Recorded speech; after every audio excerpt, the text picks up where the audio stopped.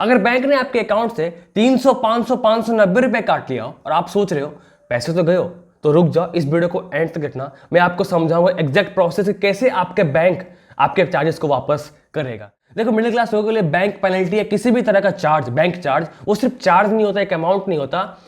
मेरे साथ में देखो कल ऐसे ही हुआ।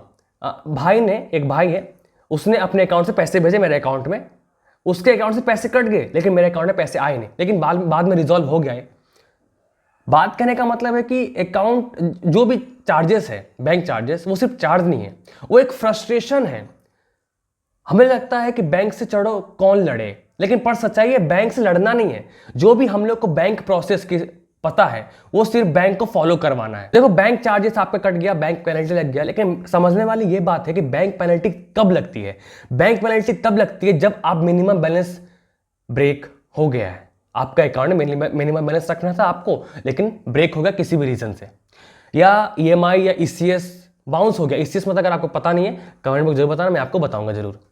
या आपका बहुत दिन से अकाउंट इनएक्टिव है, या फिर डेबिट कार्ड फी लग गई। तो ये सारा रूल जो है, ये सारा चार्जेस रूल बेस्ड है, आरबीआई का रूल है ये सिर्फ, ठीक है। लेकिन ये सारा रूल के साथ एक कंडीशन है, वो है प्रॉपर इंटीमेशन। मतलब बैंक जो है आपको एक प्रॉपर इंटीमेशन देगा अकाउंट खुलवाने से पहले। देखो, इसको अच्छे समझो, आरबीआई का रूल जो है ना बड़ा क्लियर है। वो उसका कहना है कि कस्टमर को अगर पहले से इन्फॉर्म नहीं किया गया चार्जेस के बारे में, या फिर चार्जेस को समझने का चांस नहीं दिया गया, या फिर उसके साथ पहली बार ऐसा हुआ है चार्जेस लग गया है, तो हर बैंक ऑलमोस्ट वेवर रिक्वेस्ट कर देता है, पर चार्जेस को वापस ले लेता है। तो इसमें आप वीक नहीं पड़ते हो। अब आते हैं रियल प्रॉब्लम का real solution. Step by step बताऊंगा आपको अब क्या करना है आपको चार्जेस को वापस करने के लिए। स्टेप 1 है, आप अपना स्टेटमेंट चेक करो, बैंक ऐप खोलो, स्टेटमेंट डाउनलोड करो और उसमें देखो कि किस वजह से चार्जेस कटे हैं। चार्जेस का नाम नोट करो, या मिनिमम बैलेंस आपका कटा है मिनिमम बैलेंस के वजह से, या ईसीएस या किसी भी तरह का अमाउंट कटा है, या फिर डेबिट कार्ड की फी लगाई है। ये सब सारा जब आपको एग्जैक्ट चार्जेस का नाम पता होगा तो बैंक आपको घुमाएगा नहीं, ठीक है। स्टेप 2 है, बैंक कस्टमर केयर को कॉल करो। ब्रांच मत जाओ, कस्टमर केयर कॉल करो, कंप्लेन करो और ये लाइन बोलो कि मुझे इन्फॉर्म नहीं किया गया था ये चार्जेस के लिए। आप एक्सप्लेन करो, या फिर रिक्वेस्ट वेवर डालो, चार्जेस का वेवर रिक्वेस्ट डालो। देखो, इस सेंटेंस में ना गुस्सा नहीं है, लॉजिक है। वो समझ जाएगा, इसको प्रोसेस पता है। एक बार और ध्यान रखना, जब कंप्लेन हो तो कंप्लेन का नंबर या फिर रिक्वेस्ट नंबर ले लेना, आगे आपको काम आएगा। Step 3 follow up mail. अब आपको क्या करना है, मेल करना। मेल बहुत ही पावरफुल टूल है। यहीं पर बैंक प्रेशर में आता है जब आप मेल करते हो। तो मेल में क्या करना है, मेल में बेसिकली आपका नाम, डेट, आपका ट्रांजैक्शन आईडी, या फिर आपका waiver request number, complaint number, सारा कुछ इसमें दे करके एक आपके पास प्रॉपर एक आपके पास एक रिटर्न फॉर्मेट में प्रूफ रहता है।